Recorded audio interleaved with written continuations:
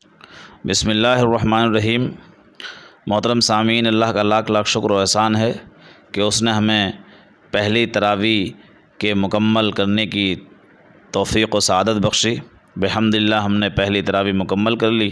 اس تراویح میں ہم نے قرآن کریم کے 30 پاروں میں سے پہلے پارے کی تلاوت سماعت فرمائی تھی۔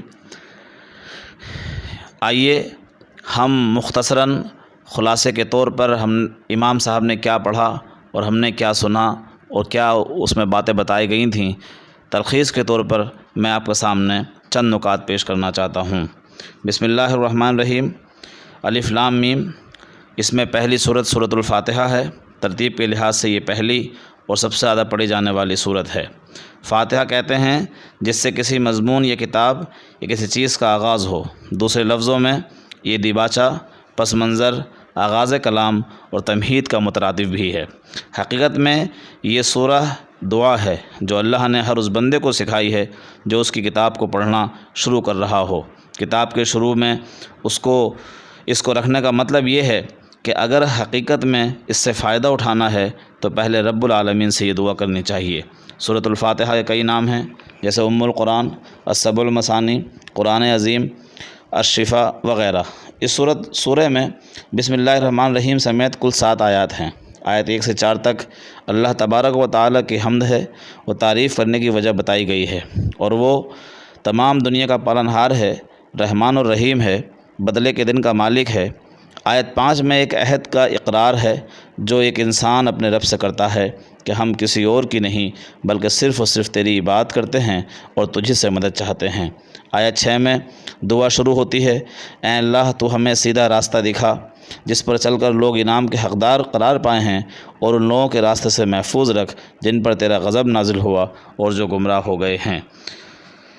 افسوس تو یہ ہے کہ نماز کی ہر رکعت میں یہ سورہ پڑھی جاتی ہے، لیکن اکثریت کو پتہ نہیں ہوتا کہ ہم کیا پڑھ رہے ہیں، ہماری زندگی سے آخر اس کا کیا تعلق ہے، اور ہمارے فکر و عمل پر یہ سورت کس قدر اثر انداز ہو سکتی ہے۔ اس کے بعد دوسری سورت تھی سورۃ البقرہ۔ سورۃ البقرہ میں اللہ تعالیٰ نے انسان کی 3 قسم کا ذکر کیا ہے اور فرمایا ہے کہ ایمان والے ہیں، منافقین ہیں اور کافر ہیں، اور ایمان والوں کی 5 خوبیاں بیان کی ہیں۔ یہ کہ ایمان والے ایمان بالغیب رکھتے ہیں، نماز قائم کرتے ہیں، انفاق فی سبیل اللہ کرتے ہیں، اللہ کی کتابوں پر ایمان رکھتے ہیں، آخرت پر یقین رکھتے ہیں۔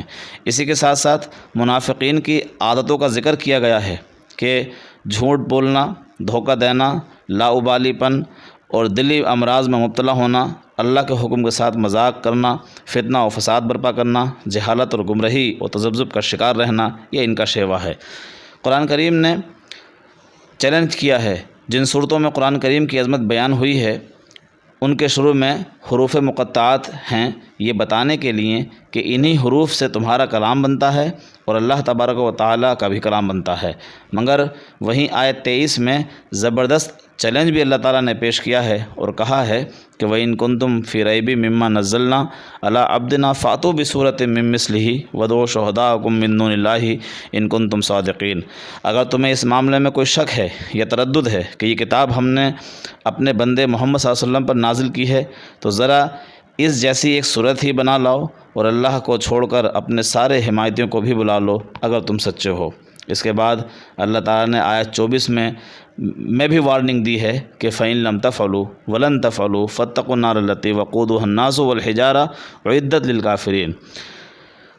اگر تم نہیں کر سکے اور ہرگز نہیں کر سکو گے تو خوف کھاؤ اس آگ سے جس کا ایندھن بنیں گے لوگ اور پتھر، اور یہ تیار ہی کی گئی ہے انکار کرنے والوں کے لیے۔ اس کے بعد آدم علیہ السلام کا واقعہ تفصیل سے بیان کیا گیا ہے۔ اللہ تعالیٰ کا آدم علیہ السلام کو پیدا کرنا، فرشتوں کا انسان کو فسادی کہنا، آدم علیہ السلام کو اللہ کی طرف سے علم عطا کیا جانا، فرشتوں کا علم غیب نہ ہونے کا اقرار کرنا، آدم علیہ السلام کو فرشتوں اور جنوں سے سجدہ کروانا، ابلیس کا سجدہ کرنے سے انکار کرنا اور مردود ٹھہرنا، جنت میں آدم اور حوا کا رہنا، ابلیس کے بہکاوے میں آ جانا، پھر غلطی کا احساس ہونا اور معافی طلب کرنا، معافی قبول ہونا، اور پھر انسان کو زمین پر خلافت عطا ہونے کا ذکر ہے۔ محترم سامعین، اس کے بعد اللہ تعالیٰ نے جادو کے بارے میں بتایا ہے کہ جادو شیطانی کام ہے۔ کچھ لوگ جادو کو سلیمان علیہ السلام کی طرف منسوب کرتے ہیں، حالانکہ جادو کفر اور شیطانی کام ہے۔ اللہ کی مرضی کے بغیر کوئی نقصان نہیں پہنچا سکتا۔ جادو ہاروت و ماروت 2 فرشتے سکھاتے تھے، لیکن جو سیکھنا چاہتا تھا پہلے اسے منع کرتے ہوئے کہتے تھے، دیکھو یہ فتنہ یعنی آزمائش ہے، جو جادو کرے گا آخرت میں اس کے لیے کوئی حصہ نہیں ہے۔ اس کے بعد بنی اسرائیل کے حالات بیان کیے اور فرمایا، بنی اسرائیل کا اللہ تعالیٰ کی نعمتوں پر ناشکری کرنا اور نبیوں کی نافرمانی کے سبب اللہ کا ان پر عذاب اور پھٹکار پڑی۔ اس کے بعد ابراہیم علیہ السلام کا واقعے کا ذکر ہے اور فرمایا، ابراہیم علیہ السلام کا اپنے بیٹے کے ساتھ مل کر خانہ کعبہ کی تعمیر کرنا، اسے امن کی جگہ اور اس میں بسنے والوں کے لیے رزق کی فراہمی کی دعا، اور دعا یہ کہ ربنا وابعث فیہم رسولا منہم یتلو علیہم آیاتک ویعلمہم الکتاب والحکمہ ویزکیہم انک انت العزیز الحکیم۔ اے رب، ان لوگوں میں خود انہی میں سے ایک ایسا رسول اٹھا جو انہیں تیری آیتیں پڑھ کر سنائے، کتاب و حکمت کی تعلیم دے اور ان کی زندگیاں سنوار دے۔ تو بڑا زبردست اور حکمت والا ہے۔ رسولوں میں تفریق ممکن نہیں ہے۔ دنیا میں جتنے بھی نبی آئے یا رسول آئے، ان کو بغیر کسی کم و پیشی کے اللہ کا نبی اور رسول ماننا ہمارے ایمان کا حصہ ہے۔ محترم سامعین، یہ چند نکات تھے جو آپ کے سامنے پہلے پارے سے پیش کیے گئے۔ اللہ تعالیٰ سے دعا ہے کہ کوئی غلطی ہو گئی تو اس کو معاف فرما دینا، اور جو باتیں بھی ہمارے سامنے آئی ہوں اس پر عمل کی توفیق عطا فرمائیں۔ اگلے ایپیسوڈ میں ہم آپ کے سامنے دوسری تراویح یعنی دوسرے پارے کا جو ہے ذکر کریں گے۔ تب تک کے لیے والسلام۔